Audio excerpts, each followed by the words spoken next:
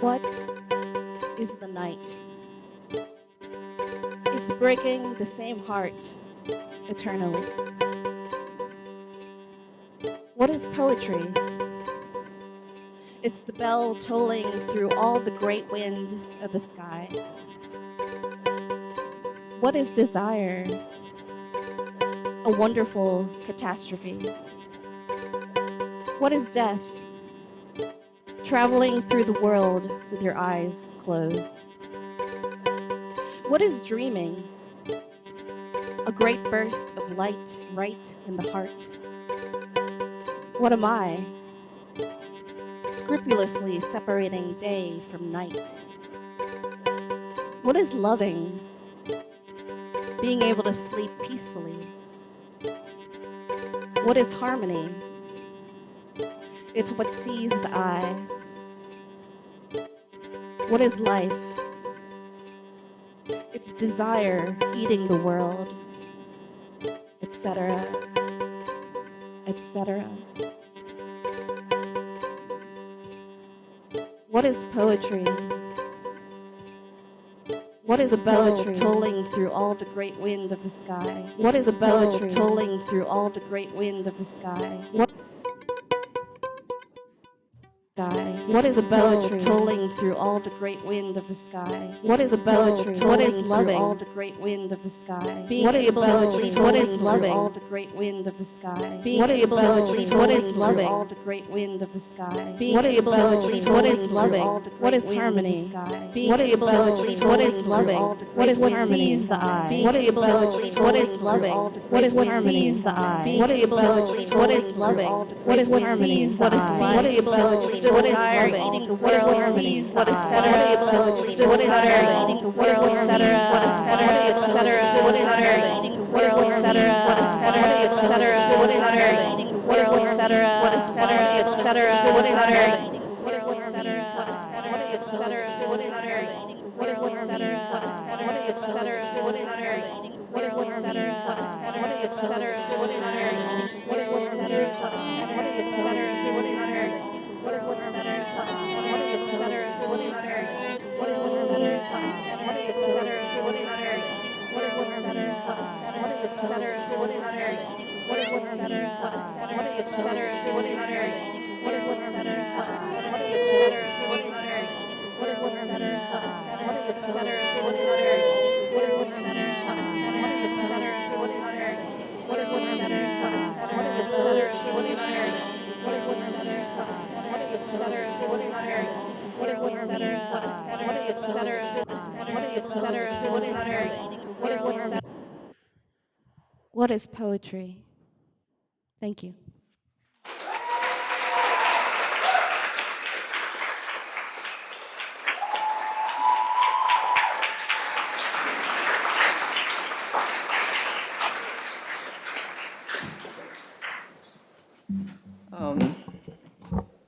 Can everyone hear me? Okay, cool. Thank you so much, David, for that beautiful introduction. And thank you for everybody coming here today. Happy Pride, everybody. Thank you, Creative Mornings, Raleigh Pride, for having me. Ina for that beautiful, beautiful performance. I don't know how I'm gonna follow that up, but I'm gonna try. Again, my name is Isabel Lu.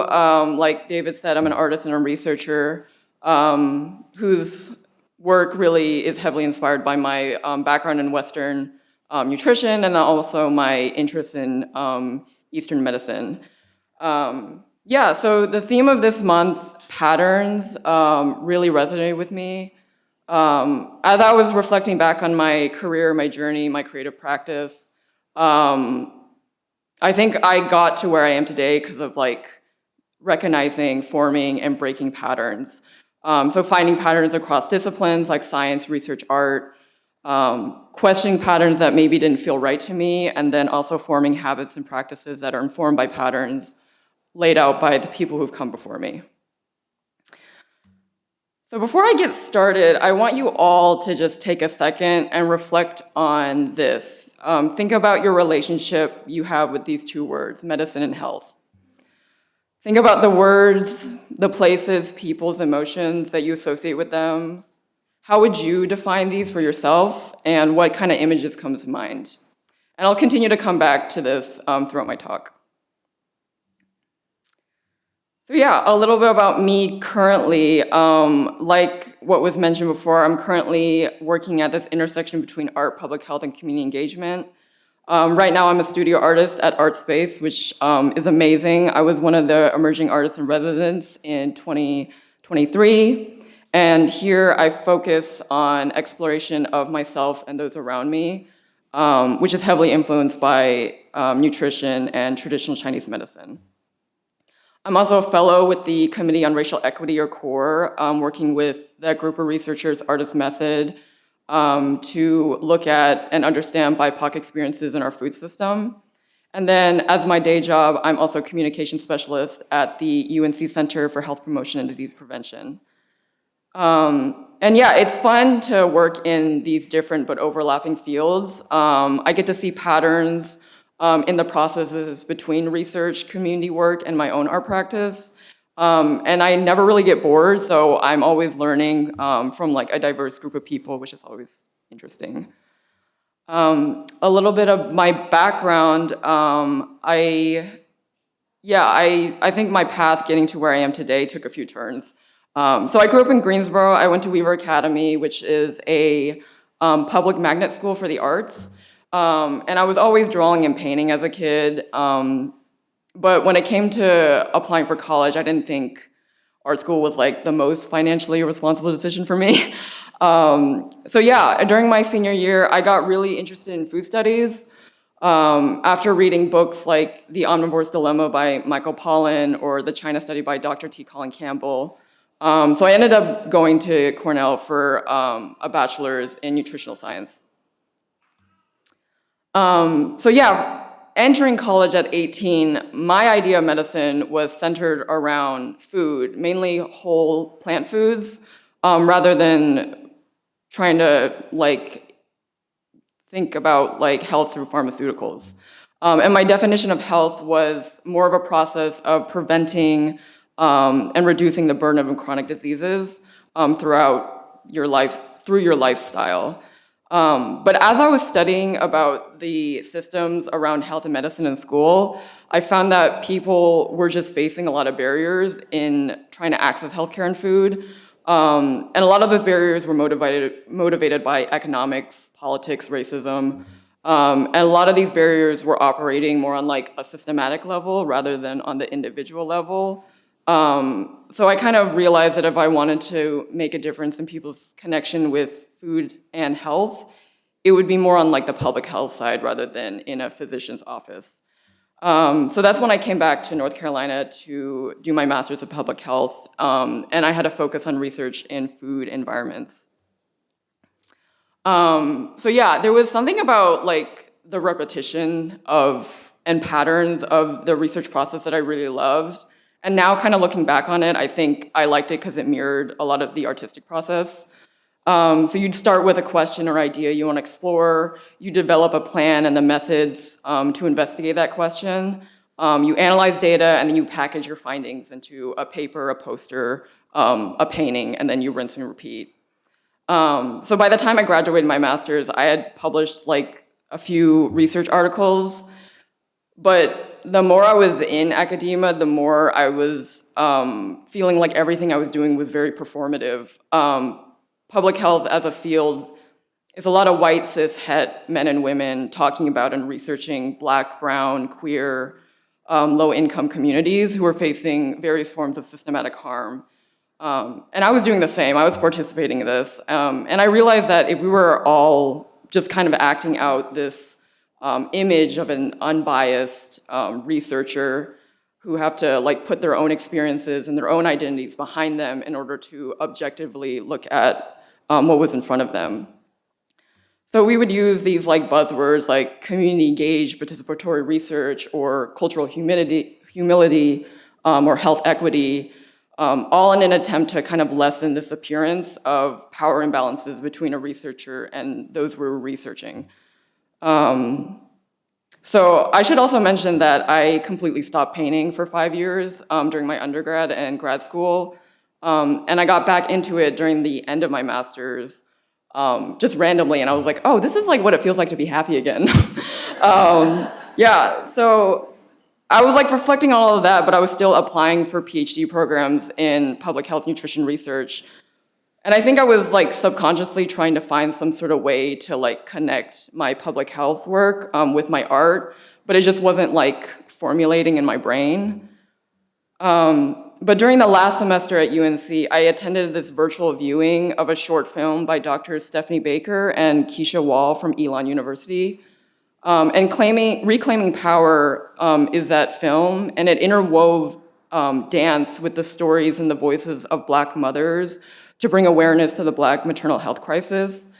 And it was amazing. It was the first time I ever saw this direct connection between artistic expression and public health, because everything we're really talking about in public health through this like jargon-filled research is really about the human experience. There's emotion, there's pain, there's history, there's spirituality in those experiences, and it's very complex. And that complexity can't really be seen through surveys, interviews, and focus groups.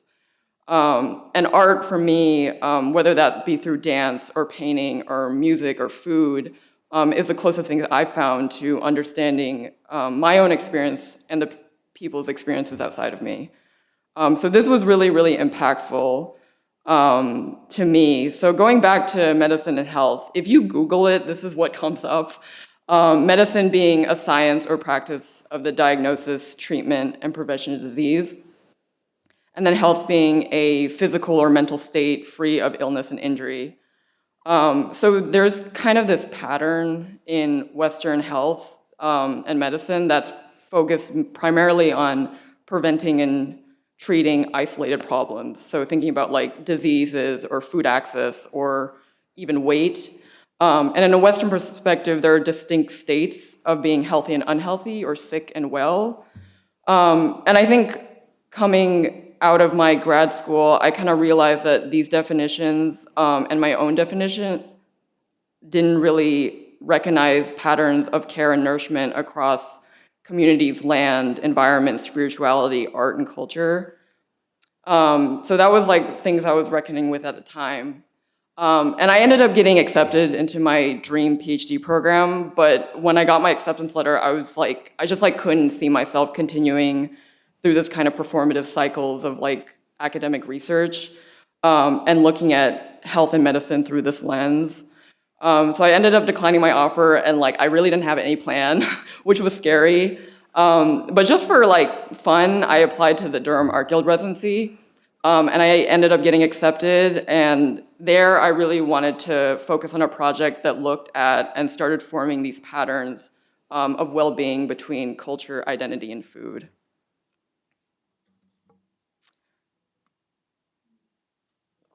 So part of this residency, I interviewed Asian Americans that I knew, and I asked them about their stories and their relationships to food that have influenced their identities.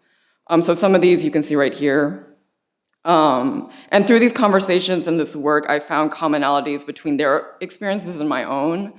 So some of the themes that came out include what is considered home and our connections to land and ancestry, recognizing colonial impacts on our foodways and honoring what our communities have been through that food, and then also queer identity and participation in traditional parts of our culture, such as food, and especially when we don't have other pieces of that culture to fall back on, like language and the land.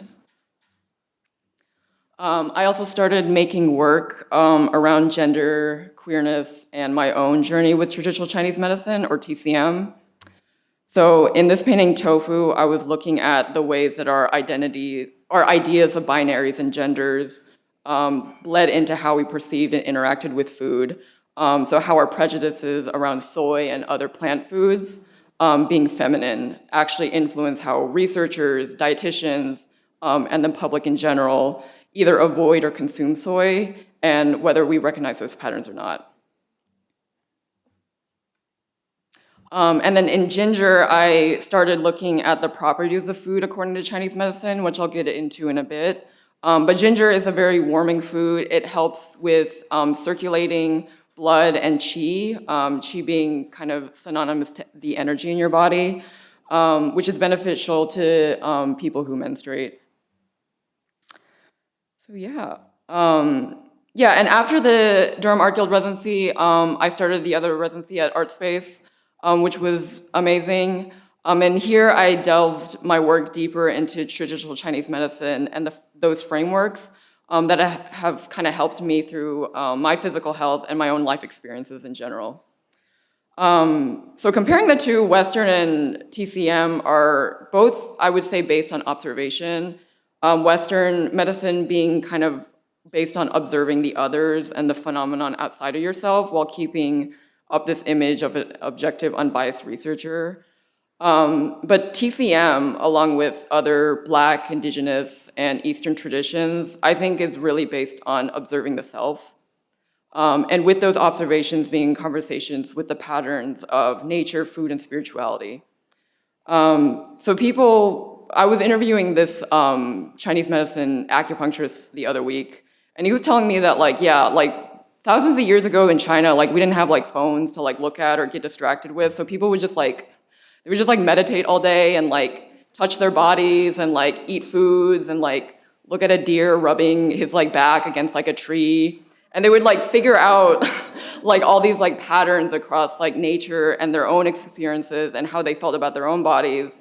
And through that kind of observation of themselves and other people and other things around them, they would kind of form these patterns across hundreds and thousands of years.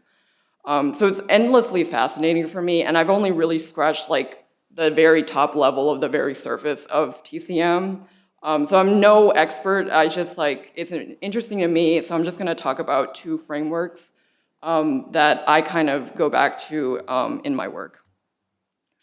So you've probably seen this before, yin and yang. It's a pretty well-known framework in Taoism. The two symbols representing kind of opposing yet complementary forces that govern everything around us in the universe. So according to this, we live in a constant and never-ending seesaw between the two states, where our equilibrium is kind of shifting and adjusting to our own needs in the moment and the changing environment. So sometimes people conflate yin and yang with being similar to being female and male energies, but really the more I've read about it, the more it's really just about light. So yin being what occurs in the shade and in the moonlight, so thinking about rest and introspection, intuition, and then yang being more what happens in the sun, so thinking about movement and extroversion and logic. Yeah. And then another framework that I've looked at is the 5 elements, so fire, metal, water, wood, and earth. And these elements correspond to movements, seasons, organs, emotions, and other patterns across nature that help explain these kind of fluid movements between states of being for all of us. So those movements, for instance, fire is associated with growth and upward energy, metal, contractive and inward, water being a downward movement of energy, wood is expansive and outward, and then earth is kind of representing our center and stability.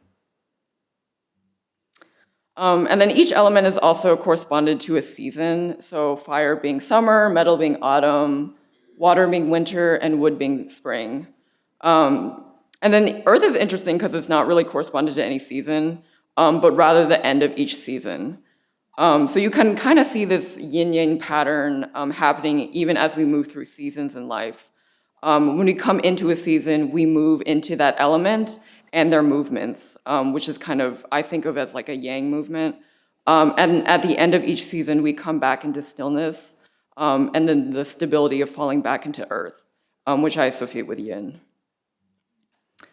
And then each element is also corresponded to some paying special attention and care to specific organs. So fire being the heart and small intestine, metal being the lungs and large intestines, water being the kidneys and the bladder, wood being liver and gallbladder, and the earth being spleen and stomach. So yes, much of my work during my art space residency played with this yin-yang paradigm and the 5 elements as I looked into my own experiences and identities in gender, relationships, and the body. And I also kind of was reflecting on the stuff I made at DAG and kind of realized a lot of my previous work and my research background was a lot of focus on other people and almost as a way to like validate my own experiences.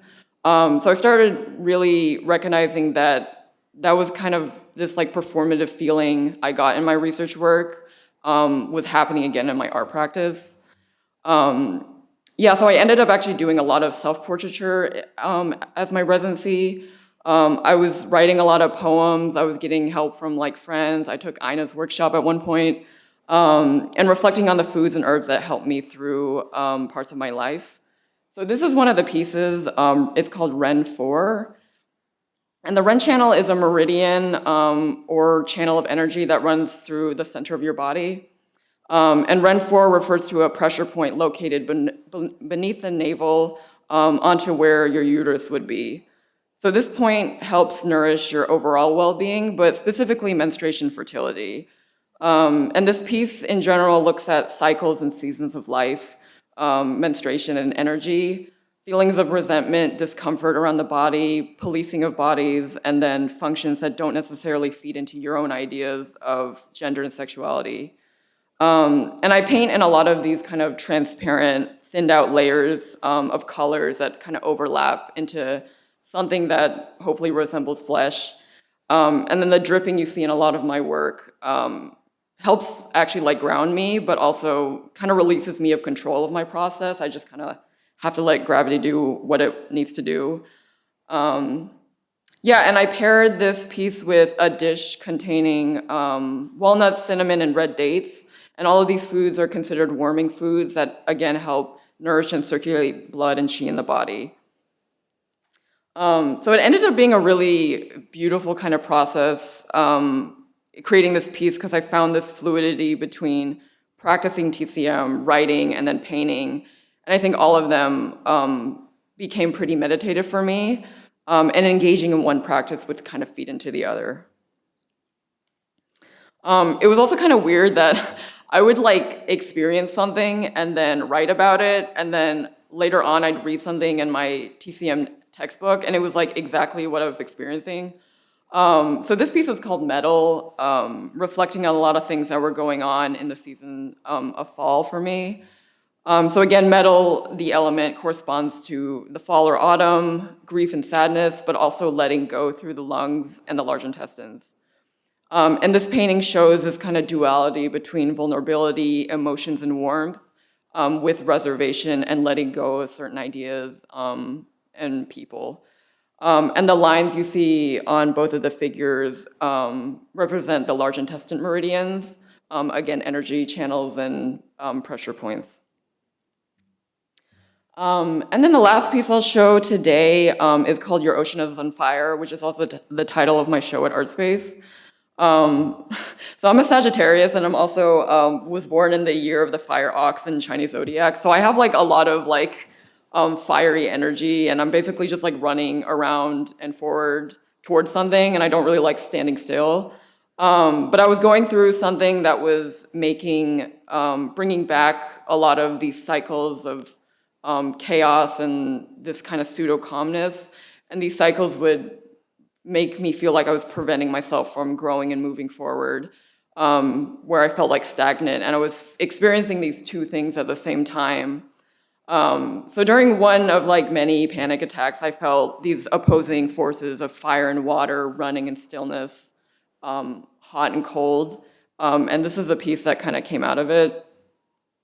And it was funny because a few weeks after a specific incident like that, I was reading through my textbook around the health of our organs and our dream states, and I read this. So when the heart is weak, one dreams of fire, and when the kidneys are weak, one dreams of being immersed in water. And I literally felt both at the same time, and it was kind of freaky. Yeah, so tying it back again, today I would say my definitions of medicine and health are completely different from 8 years ago when I started college. For me, health is less about seeking out a state of being free of illness and more about a continuous practice of finding temporary moments of peace. Practicing medicine for me is about noticing yourself and the things around you and recognizing what we need and what we can offer in each of those moments.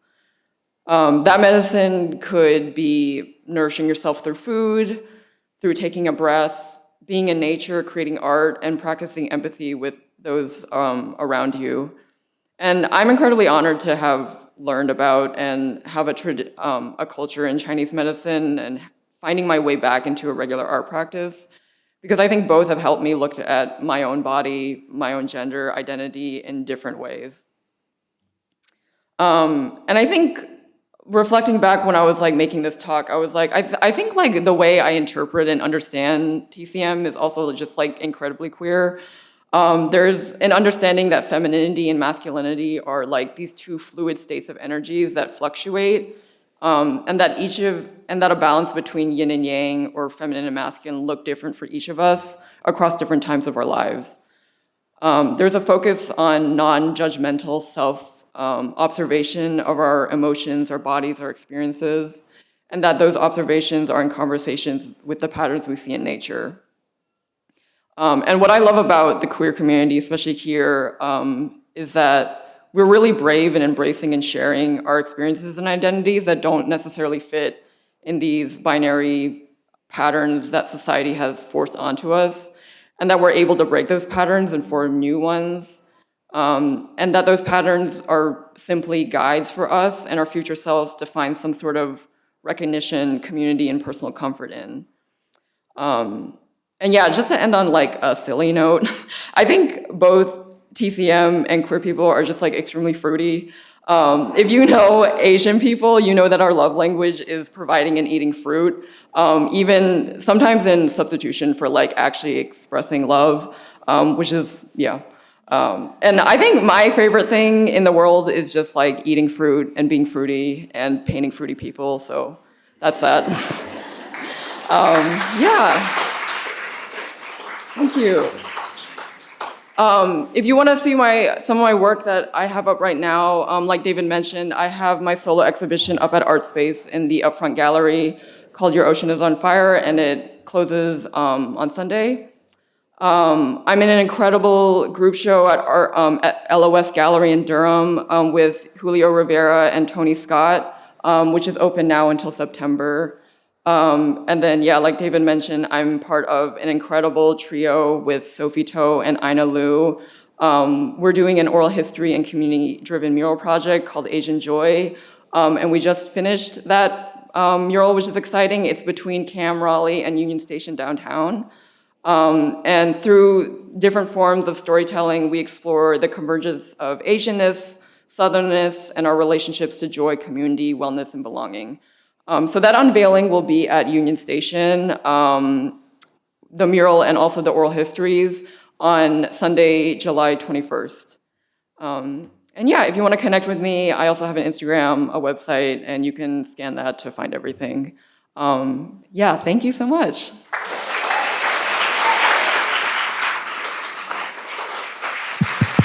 Thank you, Isabel, for speaking with us this morning. I started us a little late this morning, so I'm just gonna say if you need to dip, feel free to dip. If you're all right with hanging around for a few more minutes, we'll do some Q&A. So I'm gonna run this mic around and get my steps in for the day. Isabel, I'm Greg Witt, and I'm thrilled to see the correspondences between TCM and your art. I studied at the Maryland University of Integrative Health, where I looked at whooshing as a model for music. And I love this idea of how that crossover is happening. Have you applied those ideas with your art and TCM in a public health approach? That's a great question. I haven't yet, but I would not explicitly like the yin and yang and that sort of thing. But I think because I work so much with like amazing BIPOC and queer people in the spaces of like food and tradition, they already have these kind of like overall practices that are just like kind of baked into our work. So like taking time to like check in with everybody, making sure that we're like in spaces where it's like connected to the land, and like being very respectful of where we are and who we're talking to and how we engage with each other. I would say that's how I'm showing up in that way. In terms of, yeah, explicitly applying it, I don't think just yet. Mainly because, like, yeah, in the academic research space, they don't really, I mean, you know this, they don't recognize Eastern or like any sort of practice that's outside of like the traditional Western way of looking at science. So it's hard to like bring something that's not evidence-based to them. But outside of that, in like community spaces, definitely so. Yeah.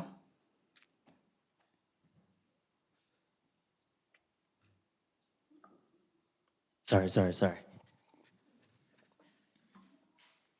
Does anybody else have a question? Hi. Great talk. Thank you, Isabel.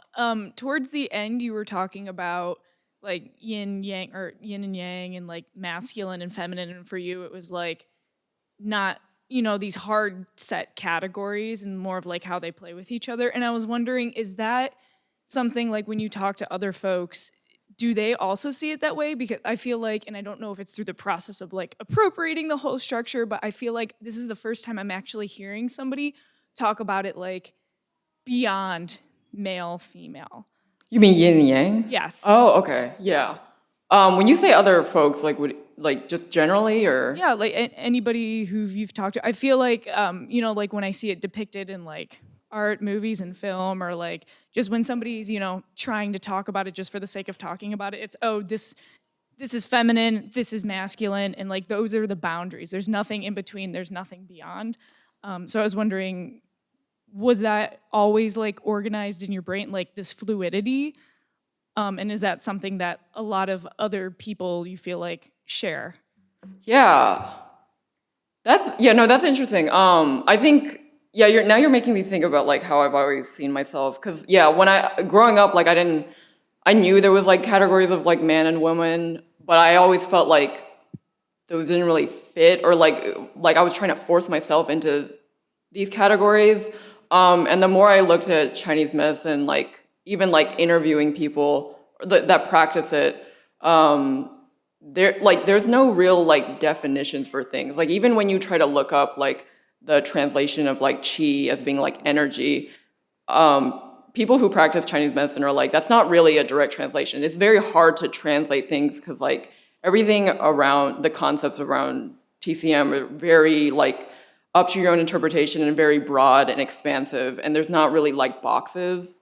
In the same way that yin and yang is not really trying to delineate you being in one state and fluctuating to the other. It's more about like you embodying different parts of each of them at the same time, and that kind of fluctuating on its own.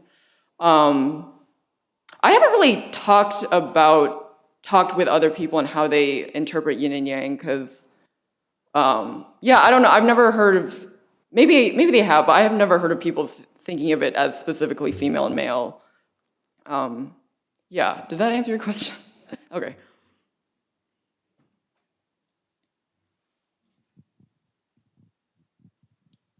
Hello. First off, your paintings are just incredible.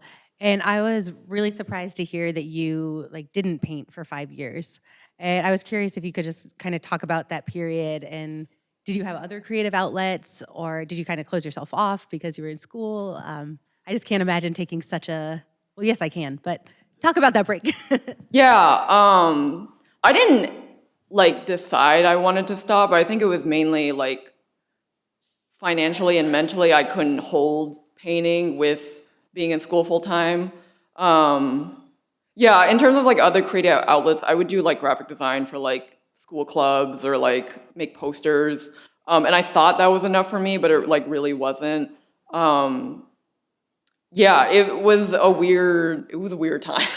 I think both not practicing art and also being steeped in this like Western nutrition where you're always trying to like find answers from like other people or like try to study your way into understanding yourself, you just like become very disconnected with yourself and your body.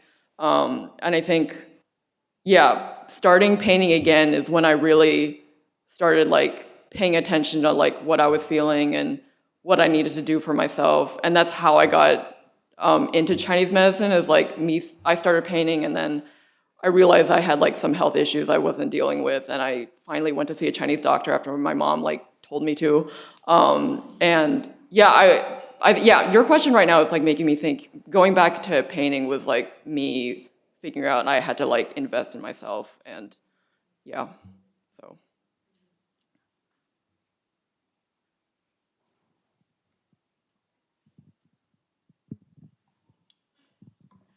Hi. Yeah, thank you for your talk. It's so wonderful to hear. As somebody who's also queer and an Asian, and also from the South.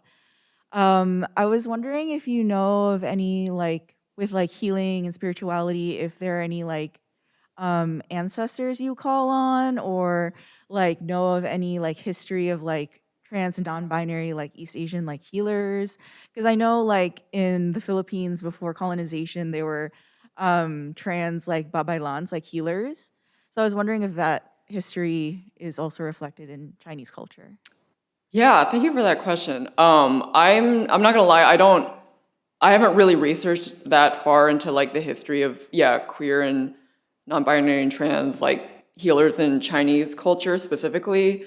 But I know that gender was a lot more fluid, and like sexuality was a lot more fluid back then, and somewhere along the line with like Western influence and then like communism and all that stuff, it got like very rigid. Um, yeah, but like you're making me think I need to definitely do that. So I'm sorry. Yeah, I'm sorry I don't have an answer for you, but I appreciate it. I really liked everything you said at the end about fruit and painting fruity people, and I feel like the identity of and label of fruity has become more prominent in the queer community in a really interesting way. And I'm curious if you could speak a little more to like why that word connects with you, and maybe why you think it's becoming more empowering to queer people. Yeah, that's actually a great question. I don't know if I can speak to like people outside of me, but I'll just say for me, yeah, because I've always had like this interest in food. I mean, I like everybody who knows me knows I love fruit. And yeah, there's something like vibrant about it. It's like complex. It's also like very associated with like the female form, and like there's a lot of, yeah, when you talk about healing, for me, I love fruit, but like I hated the association people would have like with the feminine parts of like people's bodies with fruit and harvest and fertility and that sort of imagery. But I think the more I've like become comfortable with myself and like different aspects of me, I become more comfortable with like identifying with fruit.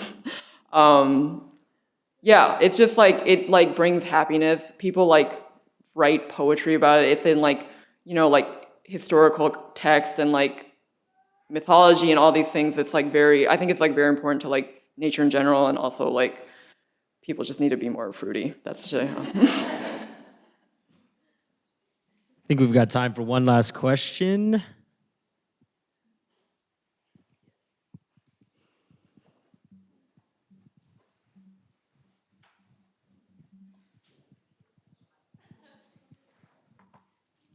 Okay. Hi. You make mention of a lot of your inspiration kind of coming from your textbook readings and the things that you've learned in college, but I'm wondering how you reflect on and find new inspiration. Who are your mentors, and what resources do you reference to create new art? Yeah, I would say like inspiration wise, like it's less me seeking out things, more of me like experiencing things and like literally having to reflect on it. Because I used to like, if something happens, I just kind of like brush it off, like, oh, I need to study or like do this or like finish this paper. But I've realized like as I gotten older, I have to like recognize and like deal with things. So it's really like me experiencing things and noticing things and taking the time to notice them, and then like wondering how to contextualize that.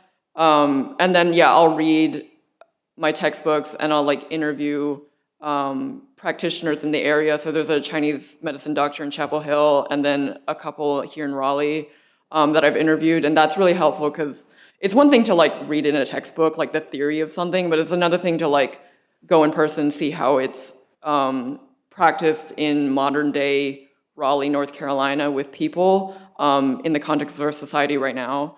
So yeah, I'll do that, but I'll also just like learn from my friends and the people around me of like, they're a lot more emotionally intelligent than I am and thinking about like taking the time and resting and being in tune with yourself and people around you. And then yeah, like my mom and my own family, Chinese medicine is like so like baked into like food and like lifestyle culture itself that I didn't realize that she was always practicing it. But like now looking back on it, I'm like, yeah, there are certain practices that like I'm now remembering that also influence my work today. I've actually got one last question for you, just that you touched on. You're mentioning that you're interviewing, so I mean, you're actively still participating in research and sort of on your own. I'm curious, are you doing this work just to like continue to inform yourself and your art practice, or are you still actively writing in an academic sense in a way? Yeah, related to TCM, it's more just personal. I'm just fascinated by it. And I just want to learn. In terms of like academic writing, I still do some of that with like the artist method, like BIPOC food systems work I do. It's less so that now because there are a lot of limitations on like who can access that information, like how, like what is the point of like writing a paper in an academic journal. So trying to find different ways and like sharing that information and being community. But yeah, the TCM work is like purely because I think it's fun. Awesome. Thank you so much, Isabel, for joining us this morning. Thank you to Raleigh Pride for partnering with us. Thank you to Ina for your incredible performance. Thank you all for joining us this morning. Thanks for hanging with us. Keep the conversations going. Keep the community present. We will be back. Actually, we'll be in Durham next month, July